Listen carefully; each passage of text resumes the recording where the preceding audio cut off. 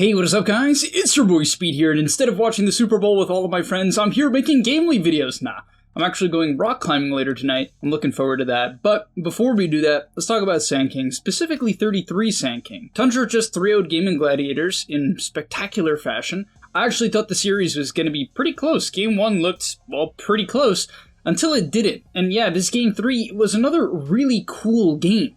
This game was particularly cool because of 33's gameplay. He made Dota look more like a sandbox, complex type of game rather than a chessboard, and these types of games are really fascinating to me, where you can just do so many different moves. You can really open up the game because his lane was terrible. He's laning Bounty Hunter, Gyrocopter, which I actually think is a really strong lane, mainly because Gyrocopter will enable the game of the Bounty Hunter. But let's get into the Sand King and what he does in this match. On top of that, go sign up to the gameleap website, guys. I'm posting new content over there almost every day, and I'll see you there. So at level 1, he skills his W. I wouldn't say there's anything too crazy here as his career gets sniped. He's got a 1-3 branches and tangos. Nothing really new, nothing special about what you would expect. They're trying to do some wave shove shenanigans or wave drag shenanigans, which is what Tundra does almost every game. I mean, they love doing this. It's kind of their style nowadays, which is melee hero plus greedy offlaner. And yeah, I mean, things are going okay. This is not where the lane is hard, right? The lane is in a good spot. Basically, the idea was level 1, pushing the wave of Sandstorm, clock drag the second wave, and now the Sand King is trying to drag the third wave, and he wants, in this case, at about 150 to take the next wave and Sandstorm both of them at the same time. But I guess he feels that that's not safe here. Also, Soxa has a wave, so they're going to connect. He's going to get a free range deny here, which is pretty nice. Lane's in a decent position. Even has a large camp as they pull aggro. Okay. No, I think that was just good aggro from Tofu. As he Sandstorms again, kind of just banking on the fact that they don't have detection. And it seems like for now, he's probably kept track of it and he's okay. So, yeah, this is kind of best case scenario. For a hero like Sand King, if you can go even, or maybe he's not even. It's actually 6 to 15 and 8. Okay, never mind. But if you, okay, let me rephrase. If you can at least get levels, you're pretty happy. This is one of the best recovery heroes in the game. I remember when Sand King was hyper meta. And if I had an offlane Sand King who was 0-3, but was level, like, let's say 6 and mid 9, I'm like, this guy's game will be fine. Now, to be fair, that Sand King farmed way faster, because it was with the Dust Devil facet, but even this version of Sand King can do a lot with very little net worth. So what I really like is that he buys a second set of tangos. A lot of players greed out in this scenario. They buy their one set and they kind of call it a day, but this lane is going to be hard.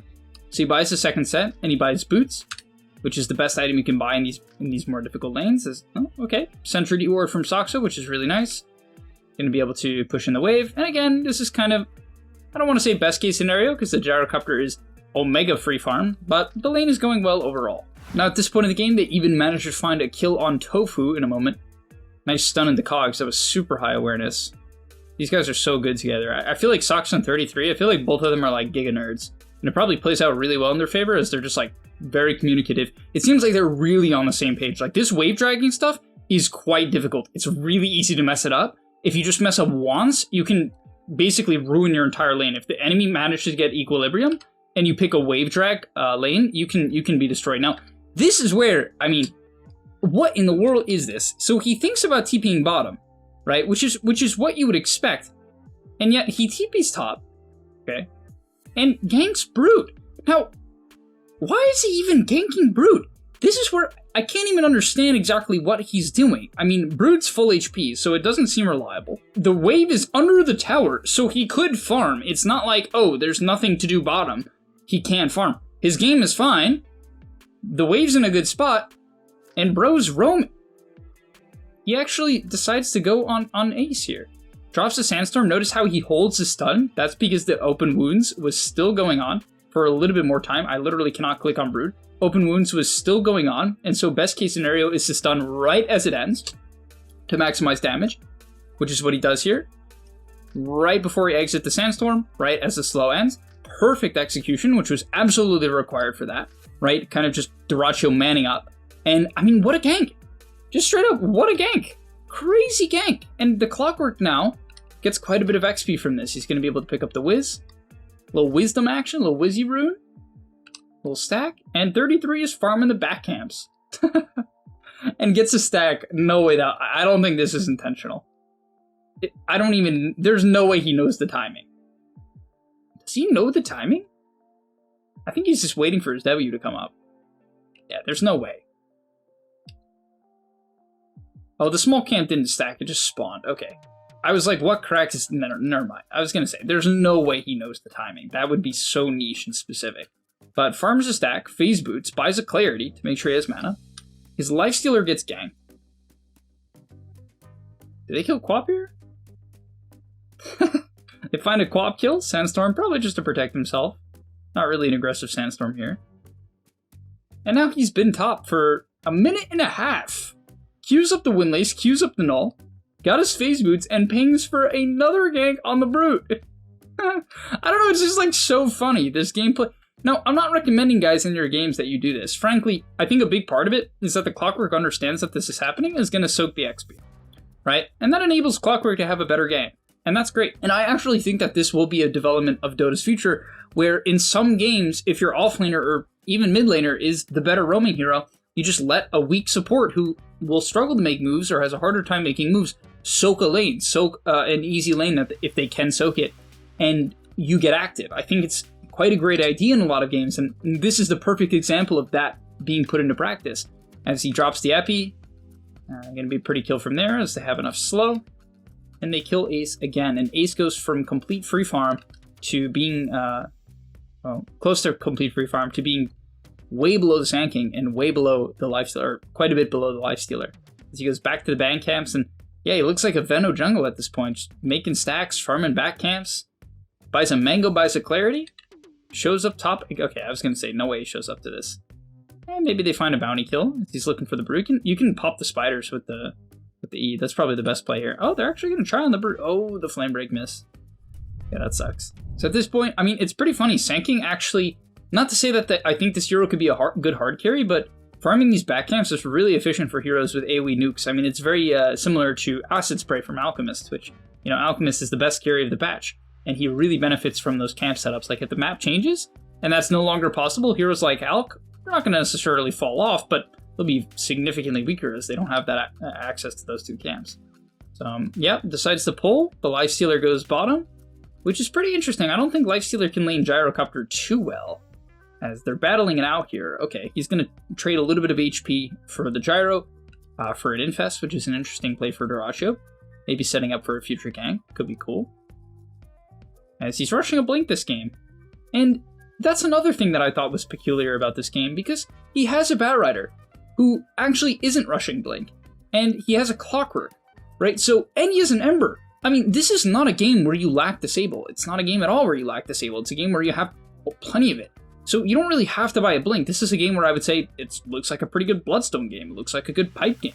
I would probably personally buy a Bloodstone in this game, just kind of be tanky and scale, as I feel like my allied heroes allow me to do that, but no. He decides that Blink is the way to go. I don't really exactly know why, because his team seems to have that role filled, but I guess that's just not how he sees the game. So he takes an Ancient stack on the bot side, and notice how it's not constant plays. It's not like frequently people think that being good at the game is like being able to find constant kills and always making moves, especially when you have a lead. And it's just not true. Like, for heroes like Sand King, slowing down the pace of the game, letting the enemy team feel comfortable, and taking things like big Ancient stacks is a great idea. I mean, level 12 on this hero is a huge timing. Gives you 4 more pulses, which is going to help you kill a lot of heroes, and more damage per pulse. And so, it's a huge damage increase. As they come mid, his Blink Dagger's up. Probably sort of baiting here, wanting to look for a kill on the Brood, as Brood won't fall for it. And I don't think they know he has a Blink Dagger. Maybe that's part of the X factor here, that 33 tends to buy Bloodstone. I mean, I've watched this guy's Sand King a lot. He generally is anti-Blink, at least first item.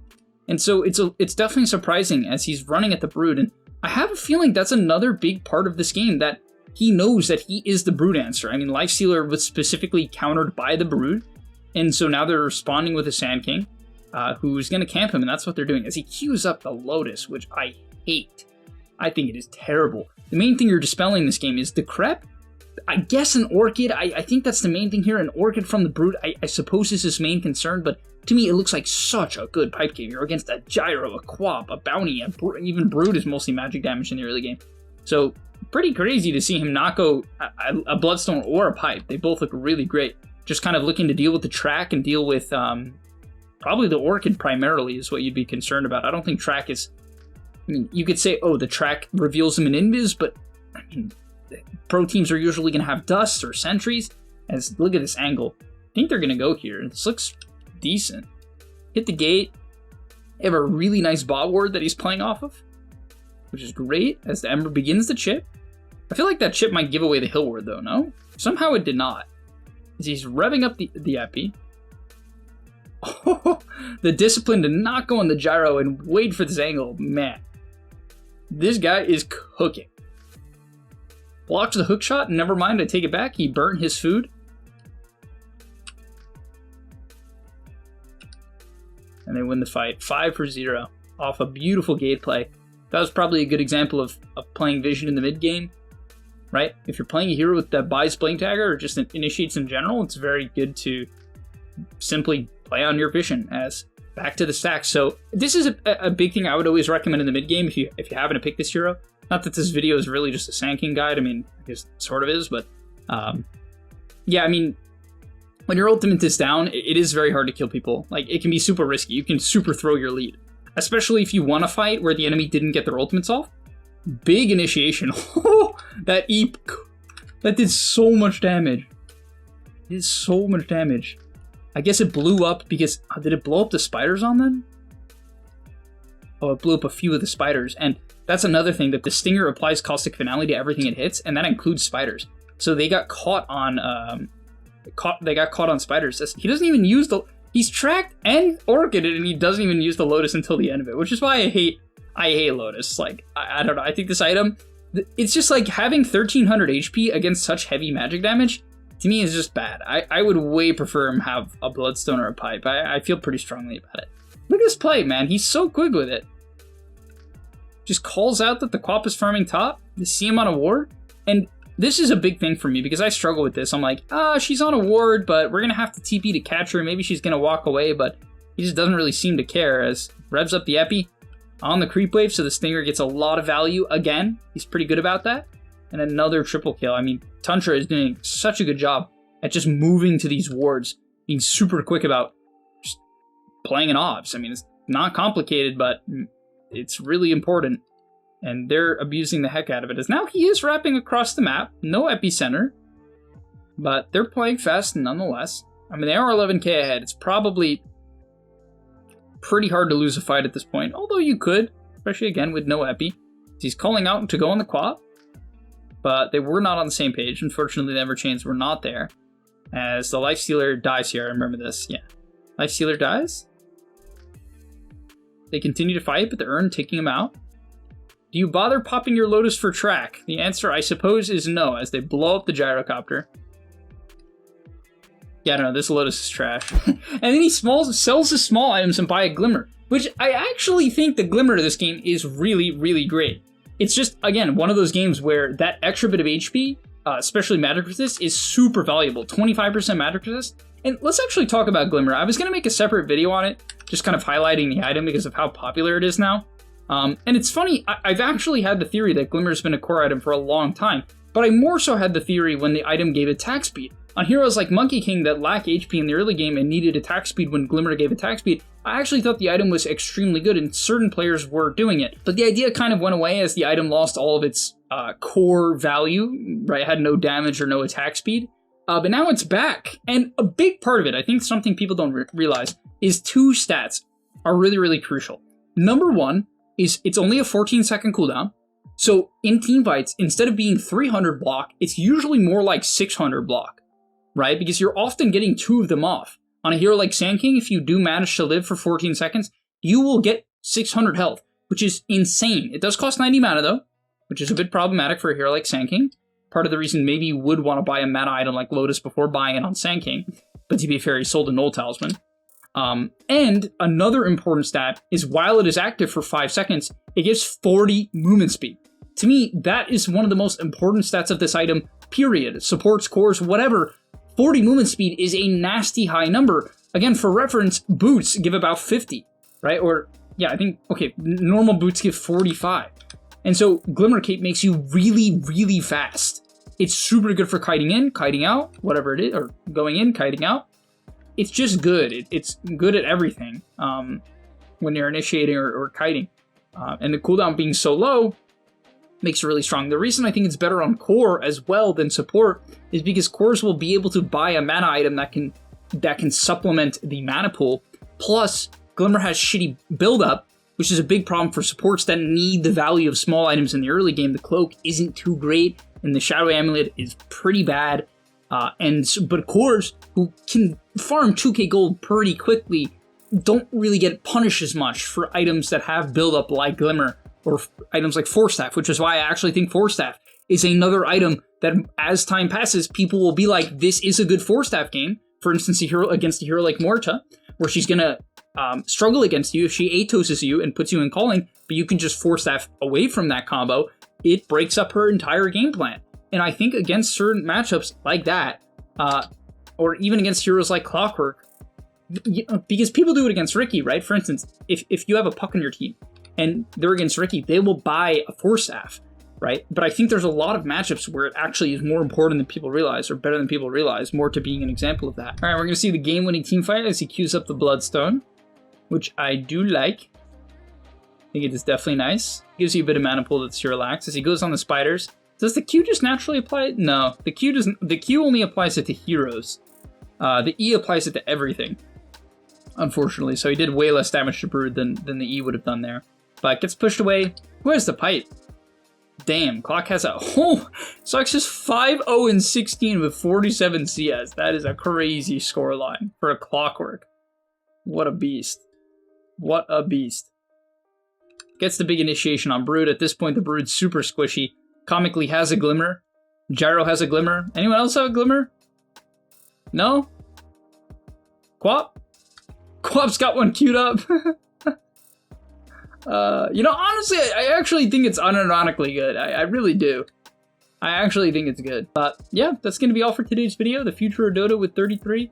This guy's cooking. I don't know how he does this in officials so consistently, but apparently he's just the GOAT. I don't know what to say. 33 he's getting up there with contention for the GOAT. I mean, he's won a lot. But alright, thank you guys so much for watching. I'll see you in the next one, and I'm out. And that's all, but remember, before you leave, before you tune out, subscribe to the GameLeap website, where we are going to help you get to the next rank. If you're stuck, click the link down below, and I'm out. Peace!